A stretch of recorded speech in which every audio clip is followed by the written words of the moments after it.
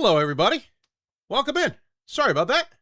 We're a little late on getting our top 25 double take show back on the air on this Monday evening. Hope you are enjoying the show.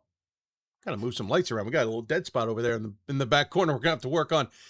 We got thrown a little bit of a technical curveball there at the start of this broadcast that threw me a little bit. I'm your host, Dave McHugh. If you're tuned in live, thank you for being a Hoopsville member. I much appreciate it.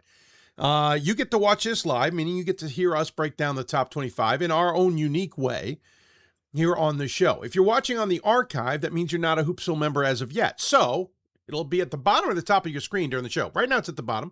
Buymeacoffee.com/Hoopsville and head over to the QR code. You can use that as well. Become a member of Role Player or Higher, and you get access to this show live. You'll also get access to other perks, including me. Forgive me, I'm a little punchy as I'm battling off a cold. We've got the nice hot tea and honey going this evening, and some water when necessary. That membership thing also has other perks. The higher you go, you're going to get access to the Off Court podcast, which will be beginning soon. I know I've said that for about a month now. It will be beginning soon. I am buckling down. We're getting into it. We're going to have some great interviews with people off the court. Essentially, that's why it's called Off Court Podcast.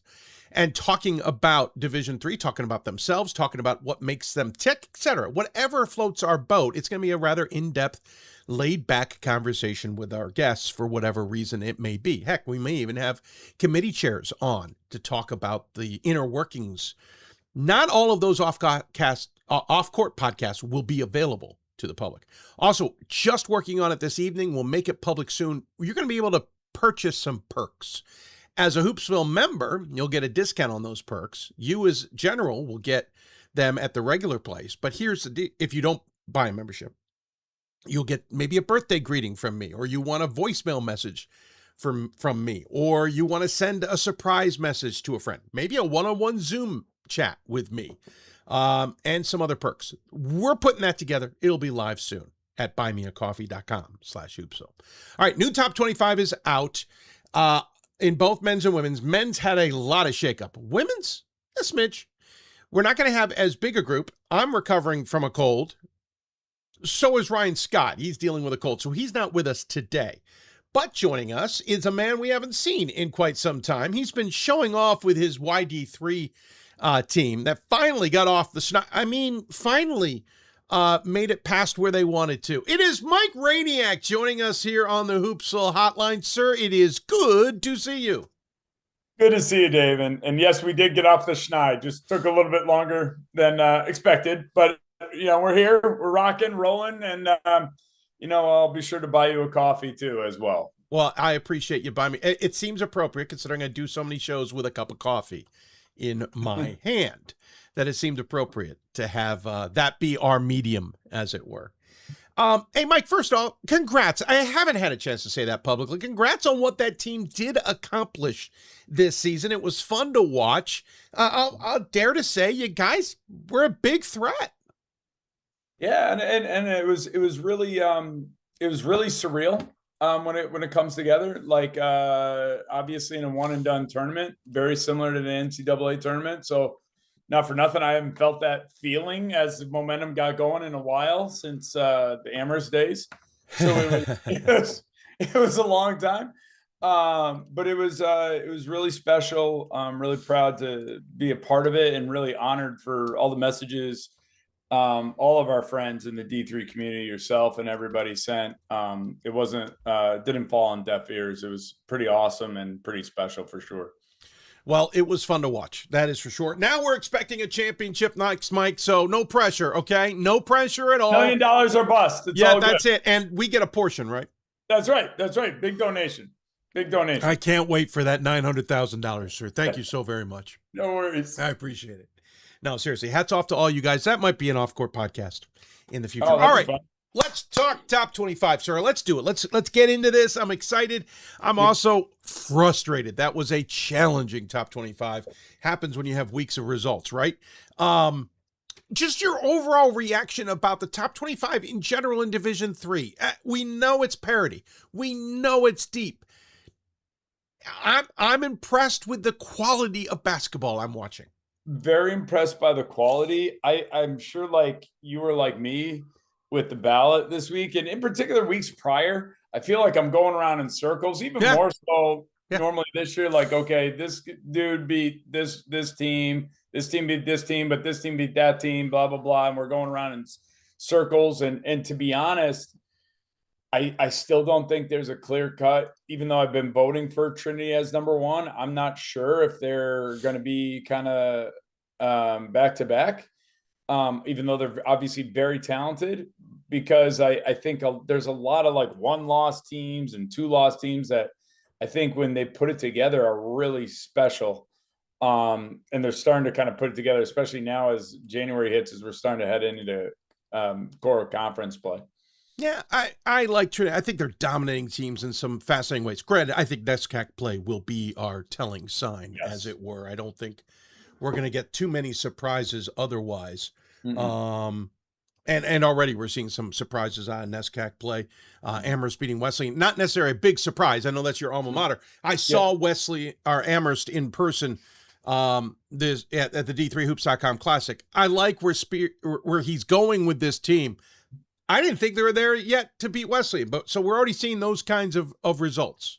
And I'm interested to see how they compete against the teams of like Tufts. I think Tufts is on the rise after that first skid. Which was like everybody was like, "What is going on?" Yeah, and now obviously they're cooking with gasoline, just like you were prior to the podcast. Yes, it's true. This is true. So it's going to be interesting, like especially NESCAC. It all gets kind of shaken out. But what was interesting to me as I was kind of looking at my ballot the last couple of weeks, I'm voting for teams that I don't think I've ever voted for in my history. And I've been doing this now like 4 or 5 years now with you. So it's been kind of unique and weird in many regards, because I've been voting for looking into teams that I haven't quite frankly thought about in years. Years? Ever. Or probably both. Both, like, I've got one that we're going to bring up that I until this year I never considered in my top 25.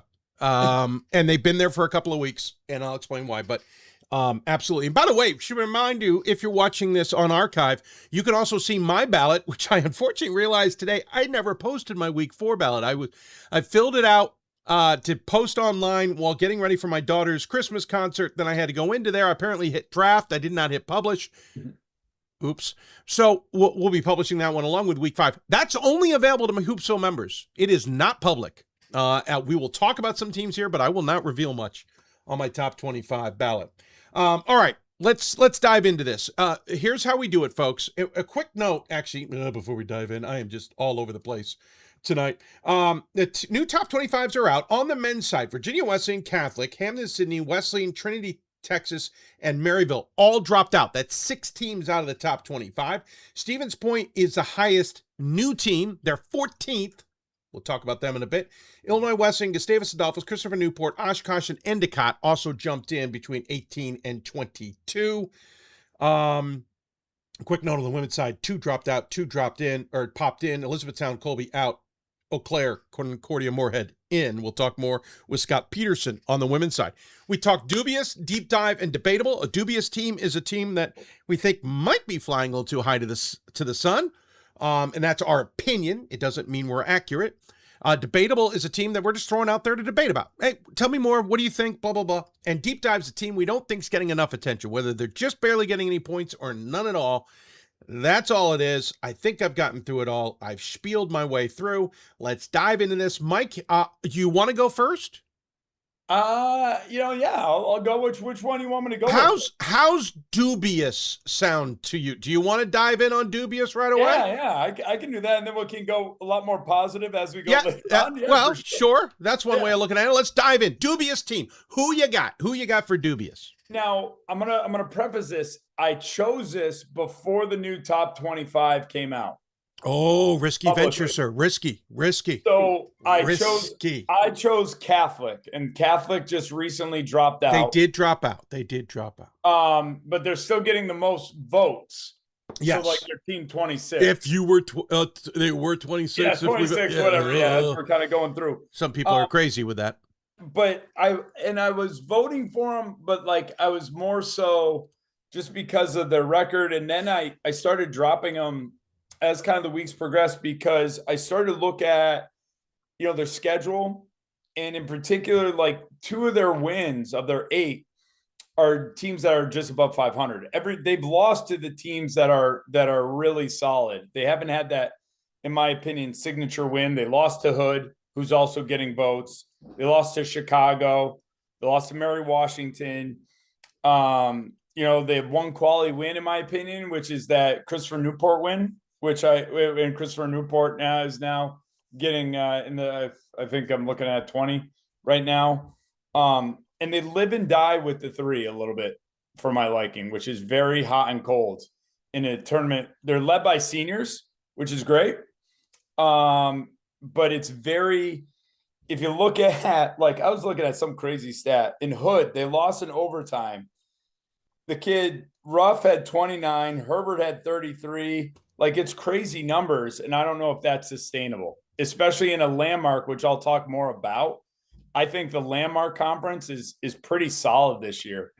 They got several teams that are hovering around 1 loss. They're going to be very qualified to kind of be ranked. Like, I think we'll find out a lot more in these next coming weeks with Catholic, because they got Drew coming up. They got Scranton, who's also got 1 loss, and they got Elizabethtown, who also has 1 loss. And that's 3 of their next 5 games. So we'll be able to kind of tell a lot kind of with them. And I've always been kind of iffy on where I was voting them in my top 25, but I would go with my dubious being Catholic now. All right. I get it. I'm a little uneasy about where I'm voting for myself. Where do I have them? I actually have them 22. They moved down on my poll this week, going 1-2 during the holidays. Losses to Chicago and Mary Wash, right? One of those was in Puerto Rico, if not both. Yep. Granted, I have both teams ahead. So I realize that I've kind of beaten my own rule, that if I have a team ranked below and they lose to a team higher, I predicted that, right? Yep. But other teams moving around caused most of that movement. But admittedly, I'm a little uneasy. I like what Aaron Kelly has done there, but I kind of agree with you. I think there's some a little bit of unease. 100%. And I had him probably, I think, on my ballot. Like, my ballot is public. I get roasted you do it all the time. Yeah. I'm around I want to say 21, 22, something like that. So we're about in the same spot, but obviously we're now voting higher than where they are. And at one point they certainly were higher. They were before the new top 25 came out. Sorry, real quick check. They were sitting 15th. Yeah. So there you go. All right. I'll go to my dubious, and I'm only putting this in because I think I put them into my top 25. I did. And ironically, I put them in the spot they're about where they're sitting. But I feel I took a long time to debate this. I'm not sure I'm doing this right. I feel like I'm overreacting. Stevens point. I think you're overreacting. I think I'm overreacting, but I had to find a spot. This is where we ran into a massive gap for me. I was comfortable with my top 10-ish, 10 through 15. I was okay with, or down to 15. When I got to 15, I ran into a logjam. Teams I didn't feel comfortable being that high. Teams I had questions about before I wanted to put them there. Listen, Stevens Point's having a great season. They are 11-1. They beat MSOE. I saw MSOE in Vegas. They're actually not a bad team at all. Beat St. Olaf and Edgewood, Bethany Lutheran, and Milliken. They did lose. I considered it was a triple overtime game against a Milliken squad that's looking pretty good in the CCIW this season. I know Milliken just lost on Saturday for the second time this year to Augustana, but Augustana's been knocking off some random teams this year, and it was a 1-point loss. So I'm giving credit there. Beat North Central, Olivet, Hardin-Simmons, a 4-point win over a Hardin-Simmons team that is not living up to what we expected. Beat Trinity, Texas, who may be a little bit down from what we expected. Manhandled Lakewood, and then just eked by a pretty good Eau Claire squad. So here is where I got into a problem. I have Eau Claire in my top 25. And with this logjam, I'm keeping Eau Claire in there, but Stevens Point beat them, and they have similar records. I can't leave them out. I put them 15. admit I really wanted them 20. Mhm. Are they flying a little too high? Is this an overreaction by everybody in the poll, including myself, of putting the pointers in there? I like Kent Dernbach. He's done great things there, right? But this feels weird. I was the same. I think I had him around the same point. I think I had him around 15, 16 as well. And I was kind of looking at their record and who they beat, and they keep getting the close ones. They're winning the coin flips, and are they going to be the Kansas City Chiefs of this year? I don't know. Last year's Kansas City Chiefs won every coin flip. Yep. And now, I don't know, when does that, you're going to keep riding the wave, or you're going to start to kind of really put it together? But that conference is stacked, between Eau Claire, La Crosse, and Oshkosh. Oshkosh. I think I didn't vote for Eau Claire, but they were on my radar to look at and evaluate as well. I got 3 of them kind of in there rocking and rolling. So it's going to be interesting. That's another conference matchup that hopefully will kind of, we'll see where it shakes out. But I was kind of right around that 15 area, like you said. All the records are very similar. Yeah. And you're starting to just kind of trying to outfox the fox in many ways. Yeah, so I picked a team that I literally am picking in the same exact spot, and I feel so uneasy about it. And it's not because I don't think they're good. Again, there are 50 teams that could be in this top 25. I just think there's a gap. And I had to I got to put, we say this all the time, it's probably a broken record. We have to put everybody into a spot. And so that was the decision I made, and I don't love it, but here we are. So those are our dubious. Catholic for him, and Stevens Point for moi. All right, we're going to go deep dive, and I'll go first on this one. This one is a team that I like. I voted for despite a loss at the end of last season, or last year's poll. So the previous poll, week 4. I kept them in the exact same spot. They went 2-1 in the holidays. They beat a pretty good Hope squad, but slipped up against Olivet. They're 11-2, one of the best starts in program history. I like what's going on with Muskegum. I have them 24. The poll has them at 5 points. So I am 2 of their 5 points. So either 3 other people have got them 25th, one other person's got them 24, and one other person 20. There's not a lot of people putting Muskegum on the ballot. I am one of them, despite losing to Olivet. I realized they lost to Olivet. That Hope win gave me a little bit more confidence, and there was so much movement and so many changes. I think Muskegum is a scary good team this year.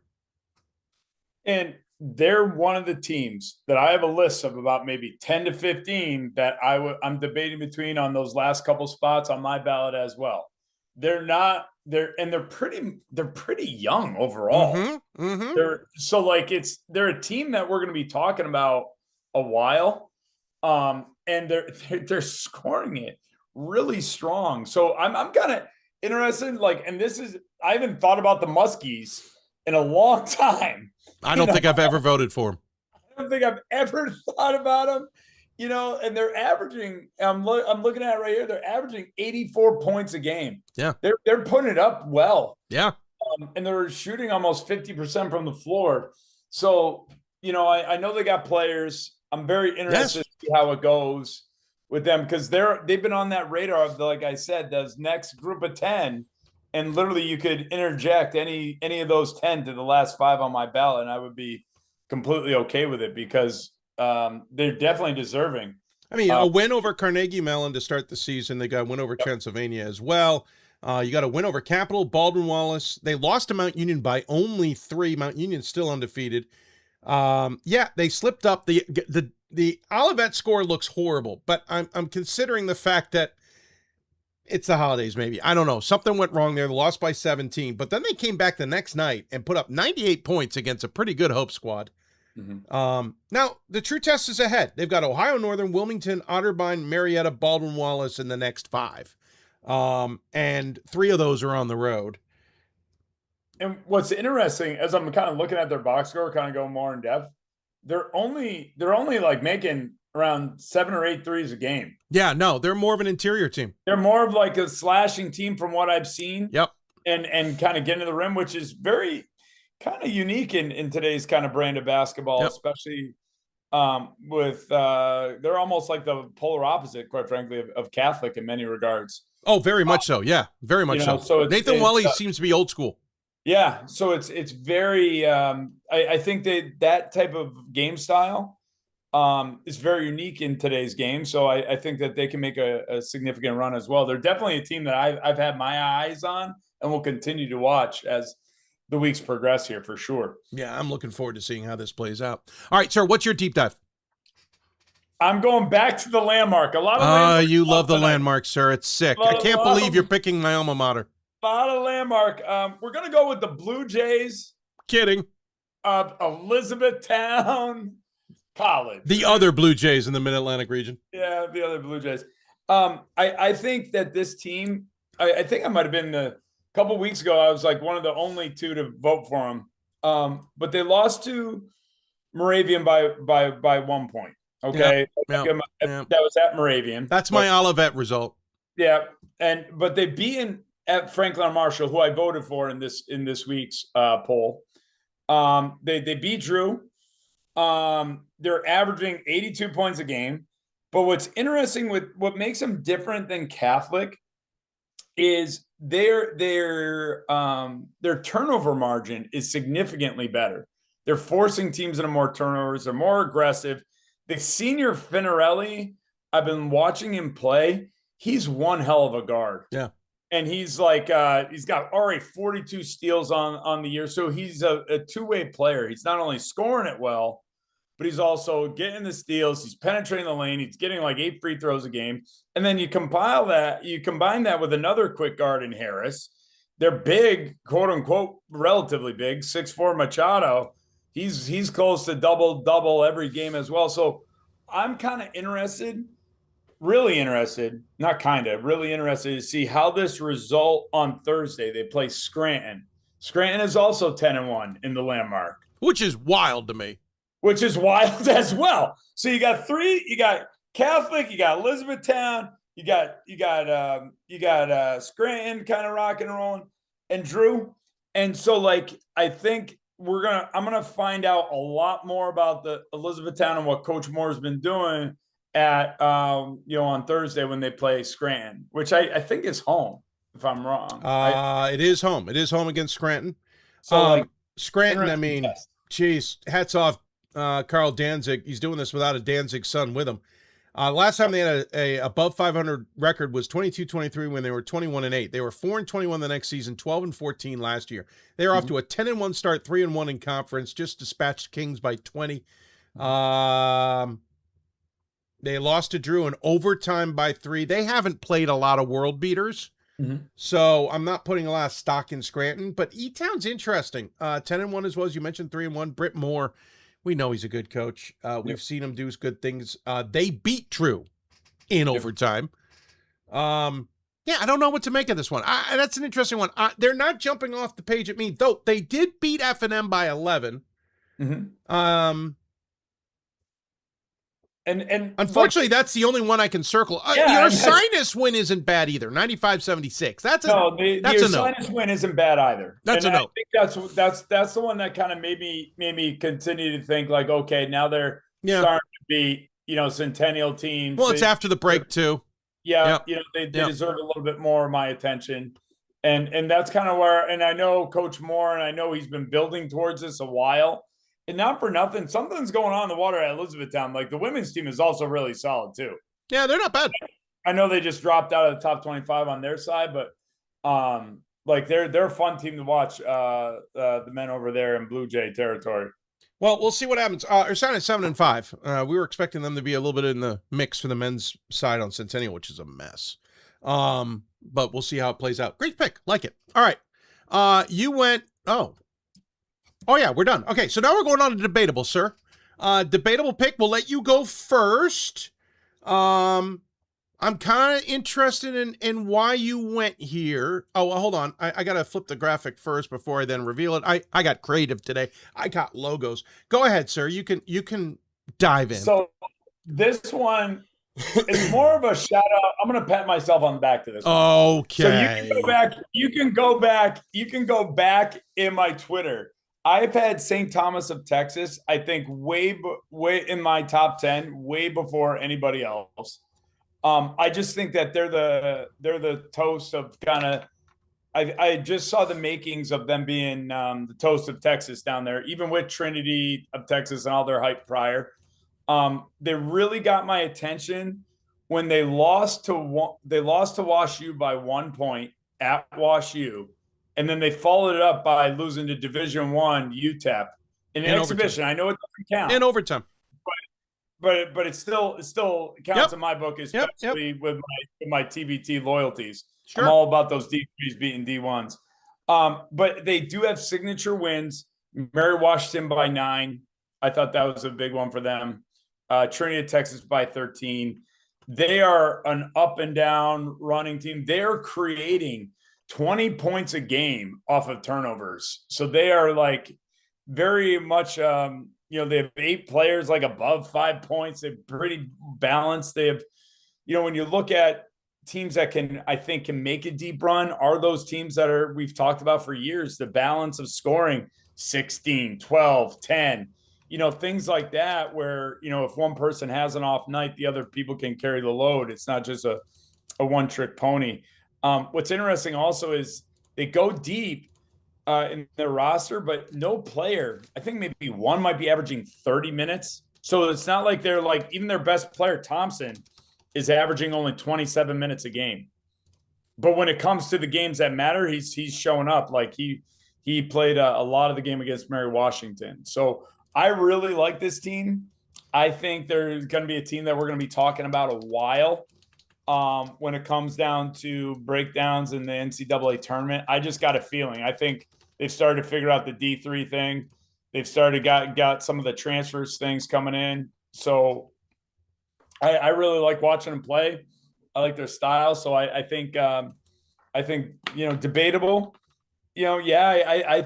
Debating just exactly how good they can be. Because to be honest, I think their toughest competition has already been seen. So it's now they got to run the table, a lot of it, for just some of it. I'm looking forward to it. I'll be curious how they play out as well. I think they've gotten some solid wins. They gave WashU a run for it. Hardin Simmons in overtime, okay. But listen, the win over Colorado College is certainly of note. Mary Washington win. 9-point win there. That played in San Antonio. And then beat Marietta. Listen, I beat Trinity, Texas. I think Anthony Medina's got a good squad there for sure. I've got him up in the top 10. I will agree. I'm waiting for the drop. Like I'm waiting for the hammer. I'm waiting for the oops. They had that a couple of years ago when they didn't finish the regular season strong, went in the NCAA tournament and just were stumbling at that point. And so I realize that that's a possibility. We'll see if they've learned from that. Granted, the team wasn't even here, right? So I'll be curious if they can figure it out. But yeah, no, I like it. I've got them in my top 10. I think it's certainly I think it's a legit pick. Yeah. Like I know they're good 100%. It's just how good are they? And I think like they could be like holy smokes good, like I'm waiting for like a couple years ago, like you said, then that oops happens and you're like, okay. Yeah. I don't want to be duped again. So I think maybe I'm putting it out there right now not to be duped again. No, we'll see. We'll see. Good pick. All right. Who else? Now it's my turn. I love this team. I love their coach. I love their coach. No, I do, because I like the program. I like what they stand for. I like the consistency. The coach is just great. But they keep having these moments that make me wonder what is going on. They nearly fell out of the top 25. I'm debating because I have them 19. They come out of the break. They were 7-1 prior to the break with a 4-point loss to a fellow decent, but not great, I would say good, New England team. They come out of the break and they beat a average New York team, if that, even nothing against Chris Downs, but St. Lawrence is 4-7, Yep. and they beat them by 6. And then a couple days later, Tufts comes in and rolls them by 18. Now, I know Tufts is on a roll. They have won 11 straight after losing the first 2. But what is going on with WPI? I love Chris Bartley. I like the program. But this feels like we've had 4 straight 21 seasons. They have had nothing but 21 seasons for the most part. I don't understand why when push comes to shove, they don't get there. And so I'm debating. I've got them 19. They're sitting 25 in the poll. And I had them a little bit higher. I think just because I know Coach Bartley very well, and Sure. he is like you said, a phenomenal coach. So Yeah. I know flubs are going to happen. The Tufts loss was bigger than expected. Yes. Do I think Tufts was going to beat them? Maybe. Favorite? I had it as a pick 'em. I thought, maybe I thought it was going to be, to be honest, a 2-point game either way. Prior, I had WPI 13 and Tufts 17 or 18. That's right in the middle of, could be anywhere. The Babson Clark's wins, both on the road, those are really good wins. Yeah, before the break.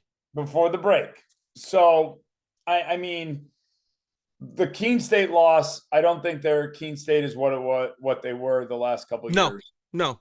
So I'm going to attribute that loss to being on the road and going to that great town of Keene, New Hampshire. But I honestly, they play Middlebury coming up tomorrow. They got Middlebury, Springfield, Salve, Coast, MIT, and then Emerson. I mean, it's not going to – this conference is going to be tough if they're not ready. And so, it's going to be – if you get Middlebury, then they could theoretically, I'm just saying, they could go on a run. They could go on a significant run up until they see Babson, in my opinion. They could. MIT's got a new coach. The last two – I know, BJ Dunn. The last 2 results have me nervous. Agreed. The at-home versus St. Lawrence would scare me significantly. I mean, the win. Because, 6 points is not – Should have owned them. Should have absolutely owned them. I mean, Hibbard, no points in 9 minutes? And I mean is something up with Hibbard? I mean, I don't even know. He came off the bench. He came off the bench 13 minutes, no points. The fact that with Tufts, I mean, they just didn't shoot the ball well at all. Yeah, so I like this team, but it feels like deja vu just a little bit earlier. Now Hibbard, I'm pointing out Hibbard. It's not like he's a world beater. He's played in 4 games and had 1 start. I'm just trying to understand. What I'm trying to get to is you started him but only played him 9 minutes. So yes, what was the reason there? He went 0 for 2. Your leading scorer is Justin Mullen. He's got 15.5 points a game. He has 11 against St. Lawrence. In a tight one, he's got 7 against Tufts. Your second leading scorer is Nathan Bledsoe. 16 points against St. Lawrence, 5 points against Tufts. If they're getting figured out by these teams, then the conference is going to be a beast. No, and what concerns me about them, as I'm kind of you got me diving in more of their box score, is they're dead even on rebounds. And in that league, it is a physical beat 'em up type of league. Take the NESCAC and add a lot of physicality to it. Exactly. Yeah. So that's to me is a red flag. Because gosh, you can't escape, especially physical teams like Babson. Yeah. Springfield's very hot and cold. They'll beat you one night and then have the, oh my God, what happened the next night? Yep. Definitely Clark right down the road from them. They're going to be coming for payback. So I agree with you. I think that's one of those teams I want to say I had them around 16, 17, maybe a little bit higher than you. Maybe even higher, quite frankly. I have them But currently. I have them currently at 19, and I had them at 13. And the only reason I didn't maybe move them further down was the teams behind them. I didn't have as much confidence in it, and we've talked about two of them. mhm. Yeah, I don't know. We'll see what Chris Bartley can do. Maybe they can turn this around and make me look like a fool, but I'm a little nervous. Yeah. All right, so there you go. We wrapped it up. Men's side is done. Rainiac, appreciate it. What are you looking forward to in the coming weeks? I'm looking forward to like literally the conference battles, the rivalry games. They're coming up. I think like we were talking about earlier, I'm really looking forward just because I'm in New York. You know, just overall the landmark conference kind of getting a little bit sorted out. NESCAC, you know, starting to get those battles kind of going on. NJAC has been kind of weird for me, this year. So, you know, outside of Montclair, so I think that conference is kind of a little bit shaky. I got Vassar right across the river from me right now, and they're having a good season. Yeah. You know, so like I looked forward to there were another one of those teams where I'm looking for them to get their signature win. They've had a couple stumbles against like Claremont and I think Williams, and then maybe another team out in California. But it's so like kind of the New England teams I'm kind of looking forward to getting shaken out. I honestly think the UW, UWs of the world, I'm looking forward to that bloodbath that's going to be happening. And my boy St. Thomas of Texas, don't do me dirty. Keep it going. You're going strong. Yeah, you put them out there now, sir. You put them out there. I put a bulletin board material. Yeah, you did. You labeled it for the rest of the conference. Hey, bud, good to see you. Take care of yourself. We'll catch up. Be well, everybody. Take care. Thanks. Mike Rainiac joining us here on the Hoopsville Hotline talking men's. Appreciate him coming on and joining us. Ryan Scott will be back next week. We'll have another one with him. I don't usually make picks, but I'm doing it today. That's how we're doing it. We're having some fun and certainly enjoying it. All right, we're going to switch over to the women's side. Mike, good job today, buddy. Really appreciate it. Let's talk. We're going to, I was hoping to bring in, there he is. He is on my screen, folks. Bringing in the always fun to chat with Scott Peterson. And Scott, I didn't get a chance to say this at the D3Hoops.com Classic. Thank you very much for all those little details you provided us on the women's team. That was outstanding, sir. Glad to provide it, and I'm sure you could pick out useful tidbits and not throw the whole smorgasbord at everybody listening. No, I let Pat and Gordon dive in. I decided it wasn't something I needed to pile on, but I enjoyed reading it. I really did. How you doing? How was the holiday break for you in terms of top 25 or otherwise? The break was good. I think it was on the latest D3 Datacast. They were talking about how it was kind of fun to have 3 weeks of games without a poll because it lets you be a little bit less reactive and a little more introspective about the top 25. And I thought that was a good take. You know, just kind of I was always subtly moving teams around as my opinion of them changed after I watched them or saw a result go final, but. Maybe a slightly bit more laid back watching. Not that I'm stressed when I'm watching normally. I'll admit, I felt uncomfortable because I hate it when teams are starting to pile up losses and you're like, oh God, I want to vote to get them out of the poll or something like that. But I don't control these things. So c'est la vie. But it admittedly is pretty fun. So, and I enjoyed being out in Vegas and getting to see some teams that we don't usually get to see. So, that was fun as well. All right, so you know the rule. We're going to do this same thing, except I'm the other. I'm having a little fun with this. I'm going to be the other guy. Not necessarily saying I've got a clue of what I'm talking about here, folks. I don't vote in the women's top 25 poll. I could if we needed me. But I dive in. I try and give some thoughts and opinions, et cetera, et cetera. And try and just play nice with the rest of the guys. So we're going to do it the same way, dubious, deep dive and all that stuff. Scott, we're going to have you start and we'll start with dubious hold on a second. We're having some issues with the system, recognizing where files are, which is kind of strange. So bear with me a second. Got to copy a file. There we go. All right. We got dubious. So I'll let you start, sir. Dubious. Who is your pick du jour? So my evergreen disclaimer is that the poll is solid every time. And so it's harder and harder to come up with, dubious. But my dubious is going to be Shenandoah, number Interesting. 23 in the poll. They are 10-1. And I think a key thing when I'm looking at teams is I I kind of have a master view of all the different criteria that I look at for teams, and then there's a lot of subjectivity moving them around. But I do have winning percentage on there, but it's kind of hidden.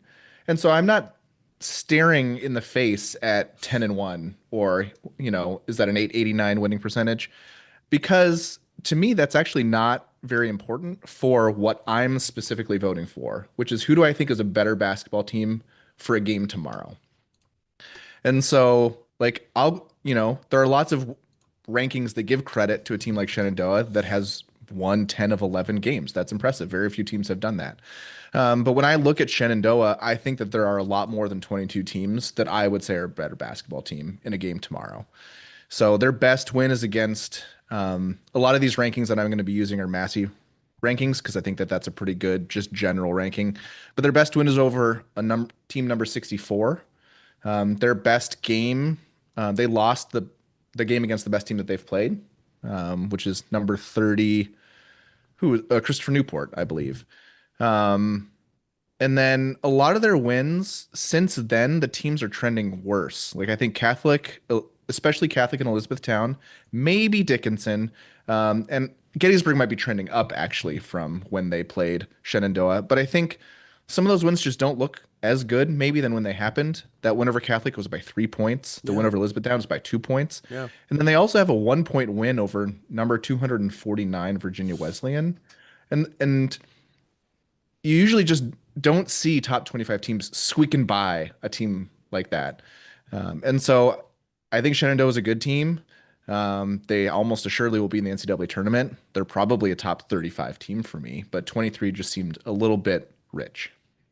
I understand that. I think, I mean, I get your point. I think at 23, you're definitely into the debatable side. Dubious, I don't know. But sure. Listen, I think also, they played Mary Washington. Maybe they were expecting a better team. They played a Gettysburg team that's figuring things out.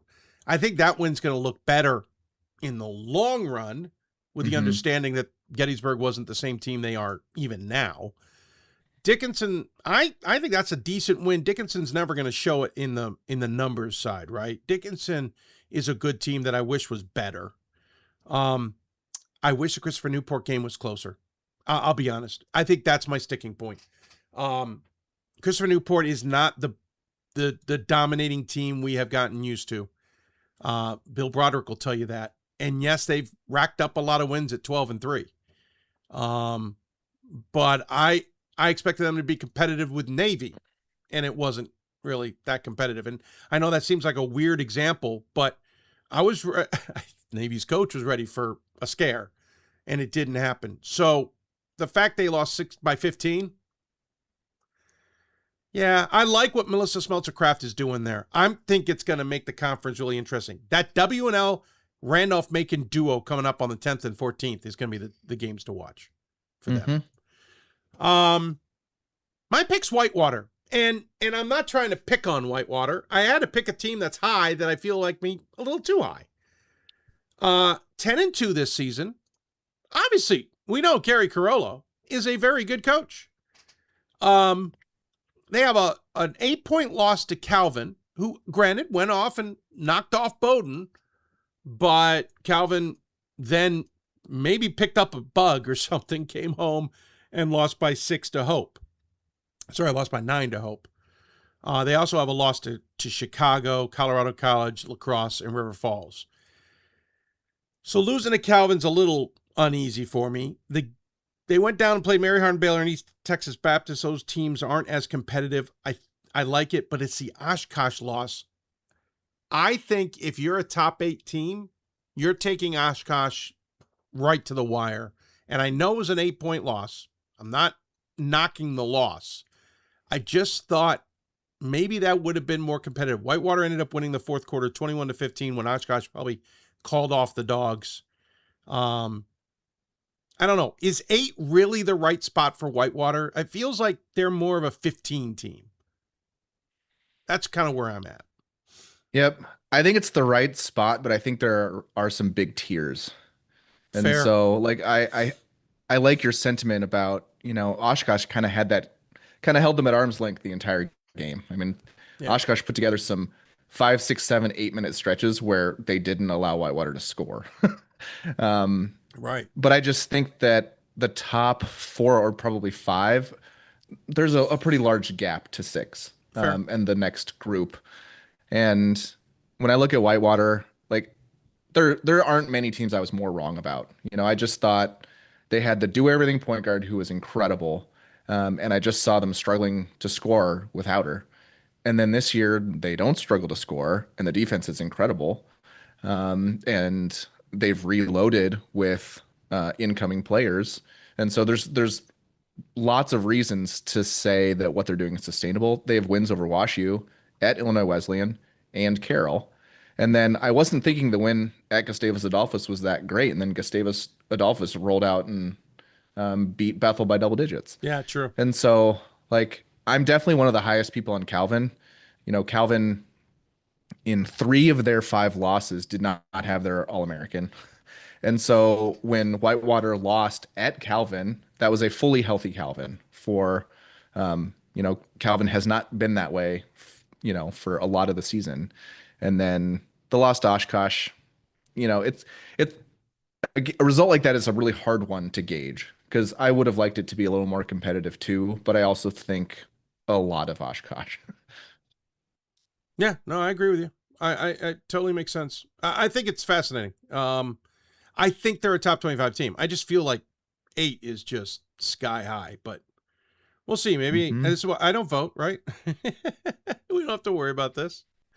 All right, let's dive into deep dive. Team that we think some maybe the opposite, a little bit off the radar to some degree, should be a little bit closer or a little bit higher or something along those lines. I'm curious. You gave me 2. Who are you going with? I'm going to go with Concordia Moorhead. I did think about Colorado College because they have the best average win in the entire division. They have played a brutal schedule, which is why they also have a lot of losses. But we're gonna talk about Concordia Moorhead. They are 25th in the poll, 10-1. Their only loss is a home loss to Bethel, and I'm still trying to figure out Bethel. Are they closer to Team 12 or closer to Team 28? I'm not really sure. And depending on what they are, I think does change how you view Concordia Moorhead. But Concordia Moorhead has wins over River Falls, Stout, St. Benedict, Hardin Simmons, and St. Scholastica, all of whom I think are top 80, 85 teams. And 3 of those wins were double digits. So they're not squeaking by these teams. They did win by just 2 over Hardin Simmons. But I just see not only a good record, so they're kind of the opposite, not the complete opposite, but I see them, they're 10-1 just like Shenandoah, but I see a lot of body behind those 10 wins. And I wouldn't be surprised to see them put together, to continue putting together wins. And then boom, they're at 16th in the poll in 3 weeks. No, that's a good point. I love how these teams have gone down to Texas, right? Try and take on some challenges in Howard Payne and Hardin Simmons. Unfortunately, this might be the wrong year. The Texas teams all seem a little bit off. Howard Payne is 7-10. Hardin Simmons is 12-3. Kendra Whitehead's got a good team, but I just don't think she's got as consistent a team. Listen, I think you've got a good choice here in the Cobbers.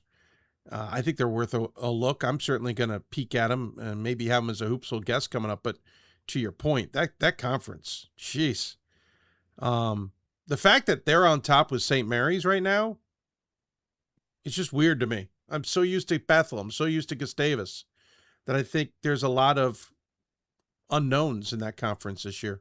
We'll see how it plays out. One interesting dynamic that I'm thinking about that I don't know if you could ever ask a coach this and get a really good answer, but the way that I viewed Whitewater with Casey Corolla was the daughter, correct? Yeah. And then Concordia Moorhead with Michaela Anderson. Yeah. Those are just incredible players. And in my mind, it's really hard to replace them. Yeah. But it could be that teams get very reliant on a star when they have them. And then you almost have to go back to the drawing board, back to your fundamentals, what you deem most important, what you think makes you best.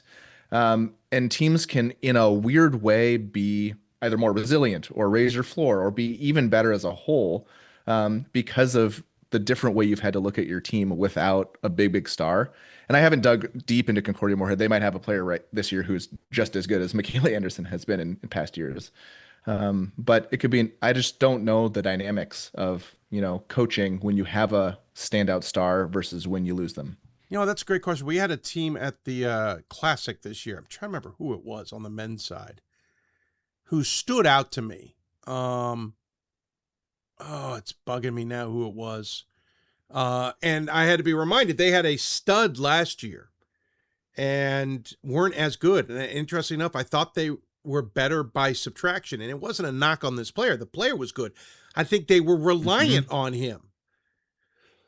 Excuse me. And now that they have a team without him, they are starting to figure out how to play and be a team without him. And as a result, I think they're better. And gosh, it is bugging me who it was. I apologize for not remembering. So that's an interesting question. That's a really interesting dynamic.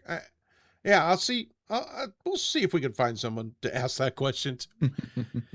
If you could think of any team, send them my way.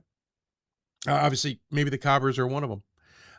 My team, I'm going off the rails maybe a little bit with this one. I found a team on the women's side who's not getting any votes, yet they're undefeated. Now, some of these are obvious. If someone were to come to me and say, hey, Bryn Mawr is undefeated, I said, well, they haven't played conference games. And I'm taking a real bad extreme because it's probably not going to happen anyway.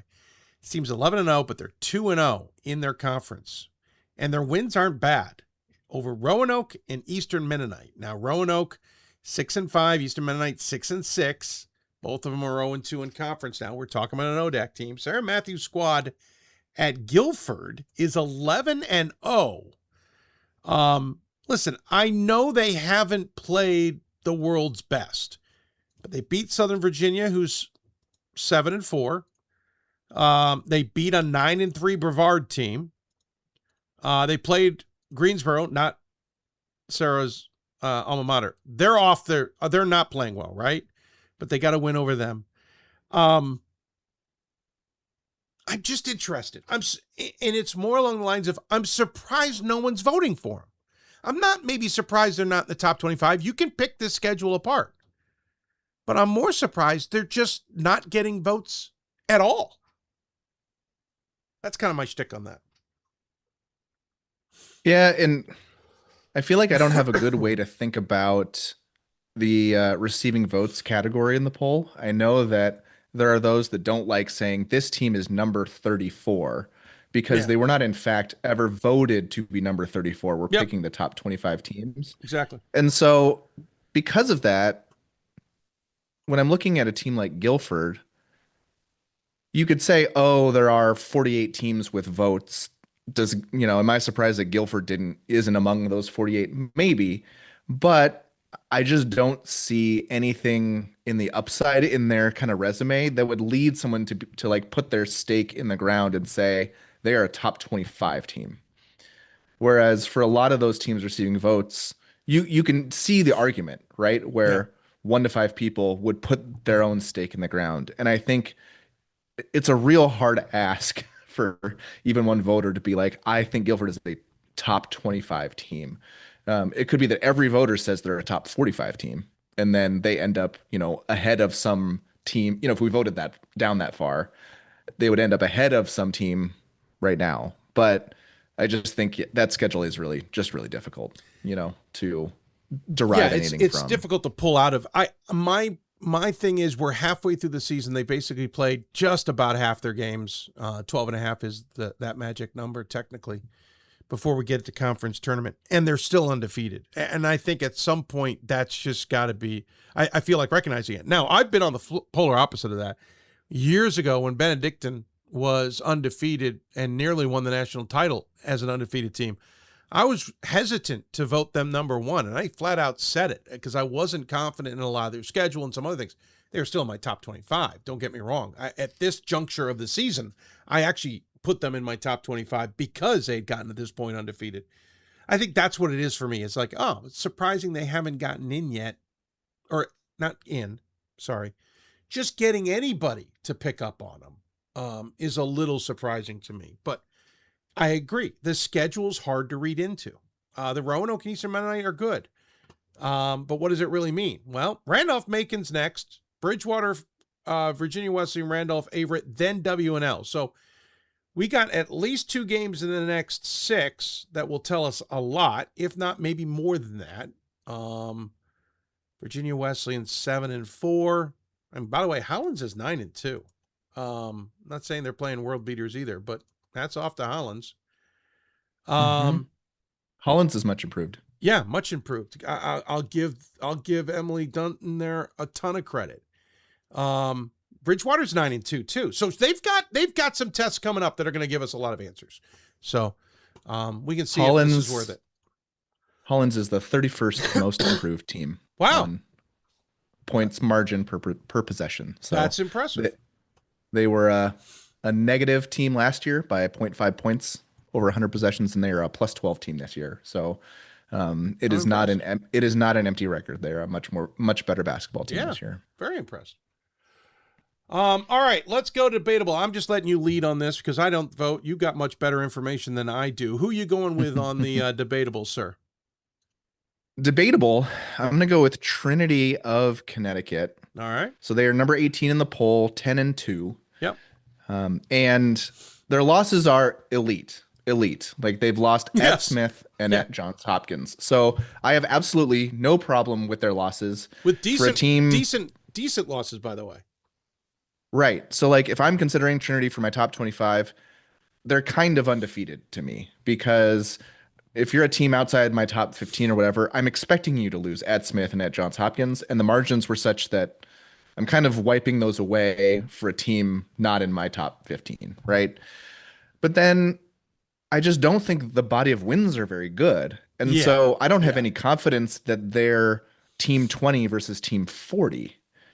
So like their best win is at number 99 Springfield. Yep. And they have pretty narrow wins over Clark, Vassar, and TCNJ, who are, like not bad teams, but they're probably not top 100 teams. And so and some of the underlying numbers, nothing stands out for Trinity. Nothing is terribly incriminating either. But like, it's just, there's nothing that I really want to put myself behind for a top 25 team. And I've seen them play, and I think they definitely struggle to score without Vic. Yeah. So I think they're a high floor, low ceiling team to me that I just am not putting in my top 25. I definitely raised an eyebrow. I think Ryan Scott had them quite high, like 12 or something. He's seen them in person against Hopkins.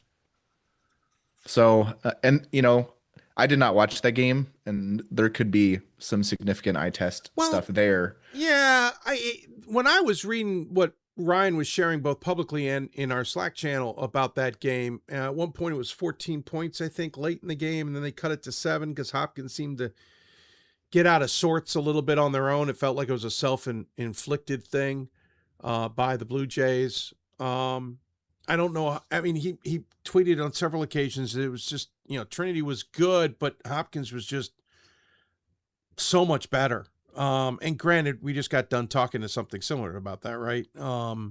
In Whitewater. Listen, their schedule, it's interesting because TCNJ was their lead. They won by 7 or 6. You go, oh, that's pretty impressive. But TCNJ is not the team everybody expected this year. They're 3 or 4-8, 3-2 in conference, I think. Yeah, 4-8, 3-2 in conference. Hartford wins by 20. It doesn't tell us anything. Vassar's not having a great year. They follow up the Hopkins game with squeaking past an 8-4 Clark team. Yeah, I agree with you. I think, your analogy is perfect and apt for them. I think Maria Williamson's got a good squad there, but they've got to do something, and they're going to have a chance. Not only because of conference play, but they're going to have to get past MIT first, 4-8, but then Middlebury, Williams, Babson, then Amherst, Hamilton, Wesleyan. Tufts is lurking at the end of January. They got to play Bowdoin at the end of the season, along with Colby and Bates. Like, we'll know, right? But it's going to take a few weeks. I mean, we could know, but I have no idea what to think of the NESCAC. Like, it is a strong conference. Yeah, I'm about to muck that up. But they are they are definitely down from the past handful of years, and I don't have a good read on anyone, you know? So like I don't know Yeah. if Trinity rolls through Middlebury, Williams, and Amherst and Hamilton, is that super good or not? Like, is it different than Yeah. W and J beating Otterbein, you know? Yeah, we're wading into my debatable, so let's just dive in there. Mine. I didn't unhide them. There we go. Mine are the Mammoths of Amherst. Um, I'm a little uneasy myself. With Amherst, I got to see him in Vegas. This is GP. All love. I ran into GP and the team at BWI Airport as I was moving from one terminal to the other as they moved my flight, and I realized they're on my flight. I sat directly in front of him. Quick side note, I forgot to share this on Hoopsville. God bless the Southwest flight attendant who decided to give him a shout out as the University of Massachusetts Amherst Mammoths. Missed it by that much. D1 team right mascot. Then gave one of the players who were celebrating a birthday a shout out. I like the team, but they are not the Amherst I'm used to seeing in the top 25. They had a lead on Gettysburg. I thought they were fooling and giving Gettysburg fits until midway through the first quarter. Then something changed, and suddenly Gettysburg figured it out, was leading by 1 at the end of the quarter, and then walked away from the Mammoths. Bertolette for Gettysburg had a coming out parties, career high 16 points.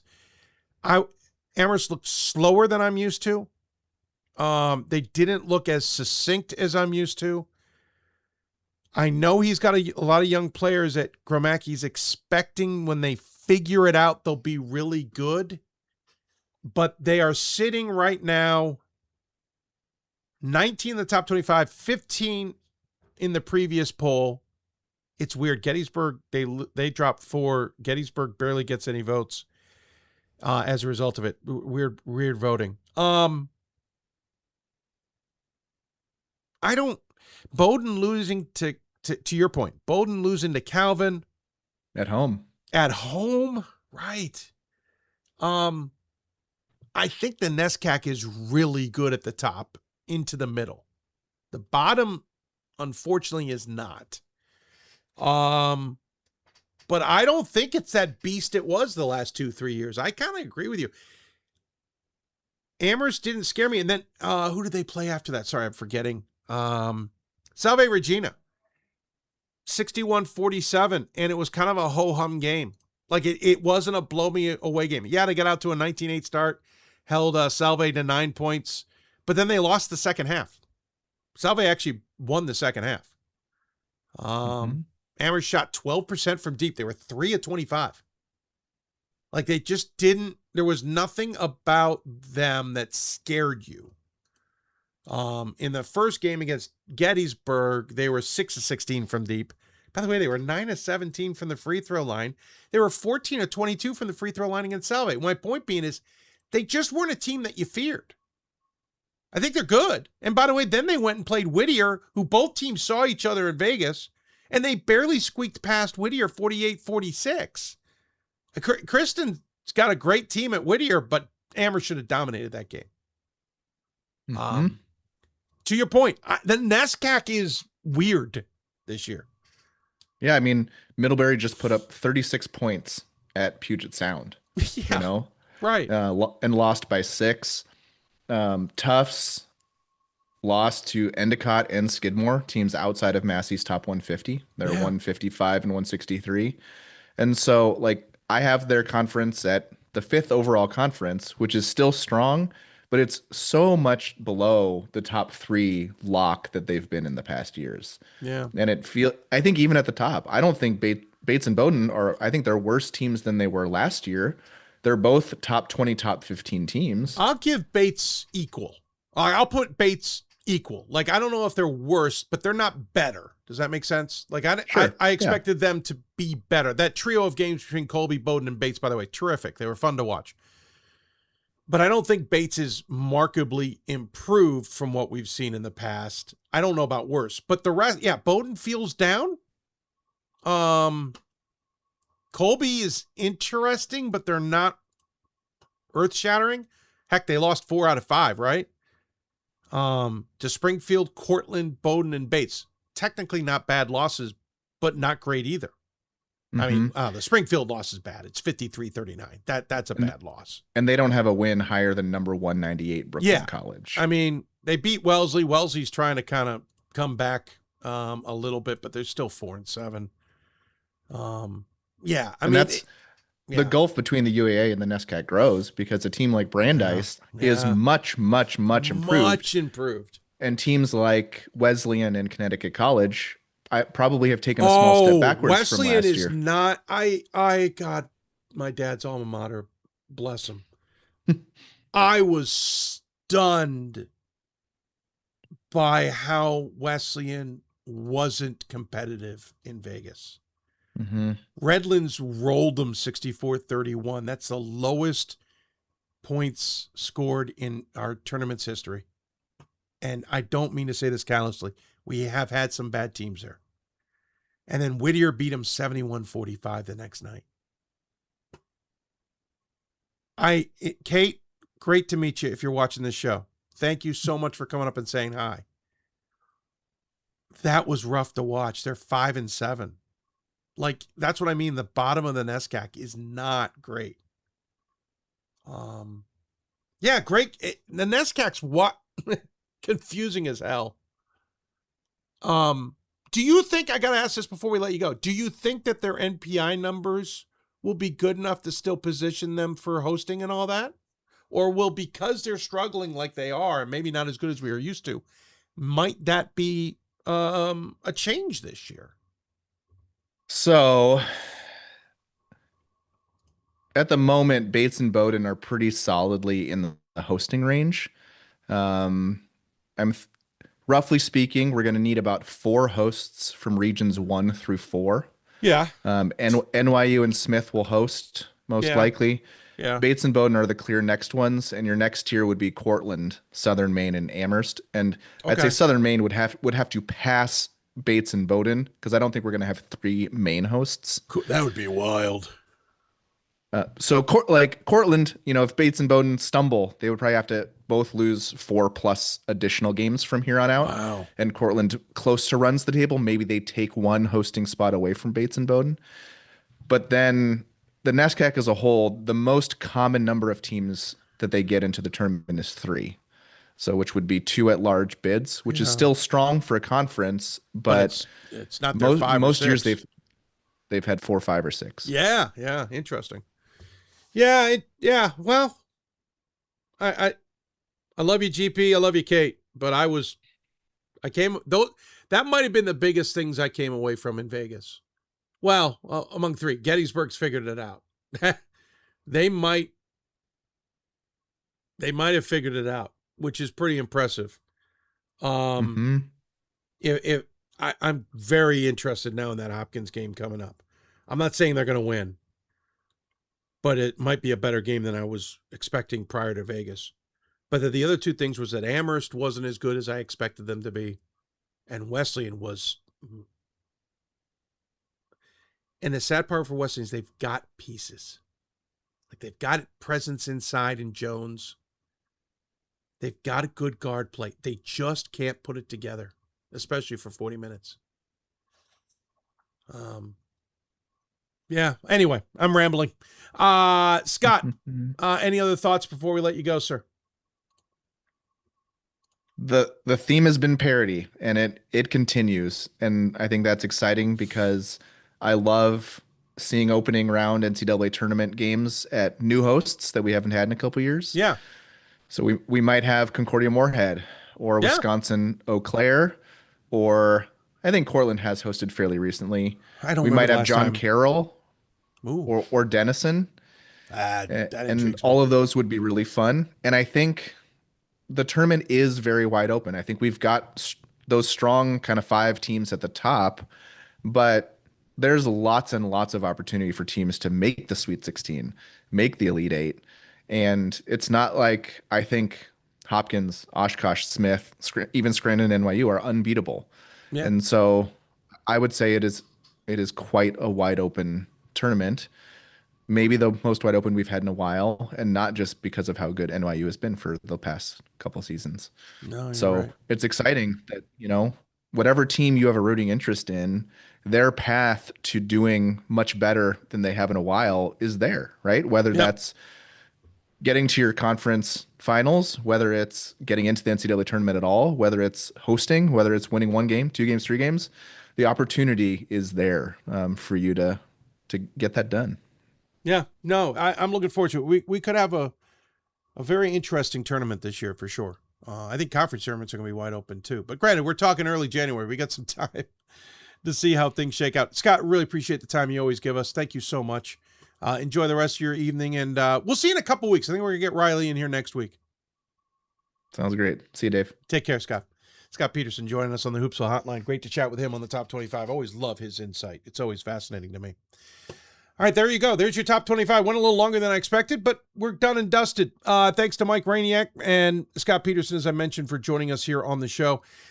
This, again, is live and available to all the subscribers. But if you want to see this live and you're watching the archive, bottom of your screen, buymeacoffee.com/Hoopsville, or that QR code. I'll get this right. QR code right down there. That's how you can sign up to become a member. We're tweaking some things. We're adding some sales options and some other things that you can buy. But please help us out, because you help us. We stay on the air. We do even more things. And I hope you enjoy this Top 25. If you're watching this live, thank you very much for your contributions. I'm very much appreciated. It means a lot. The Off-Court podcast, I promise, is starting soon. We're sending out emails this week and starting to book those interviews. We'll have a bunch coming out soon. Looking forward to all of that. So there you go. Any questions? Ryan Scott, hope he feels better, because I can do this once in a while, but I don't feel... I shoot a little bit more from the hip in my Top 25, and these guys dive in much more. I want their insight more than mine. So that's why I like having them on. Ryan Scott will be back next week. We'll have Riley Zayas on the women's side, and I can't remember who else I was going to have with Riley, but we'll figure it out. We have some new guests coming on. On the men's side. I hope you'll enjoy it. We'll dive in. By the way, I'm going to say this. If you're listening and you're a women's voter and you want to join us and you want to make your thoughts known publicly, contact me. I've got the list of who those voters are, but I'm not always sure who's going to want to dive in. So there you go. We're taking a break until Thursday. Thursday's show's going to be on at 7 p.m. Eastern, because I got a gig in the middle of the day. And we'll be back with the Top 25 show next Monday at 8:30 p.m. Eastern. Thanks for tuning in, everybody. Hope you enjoyed it. Thank you for your help with this show. It means a lot. And we'll see you back here on Thursday for the regular Hoopsville.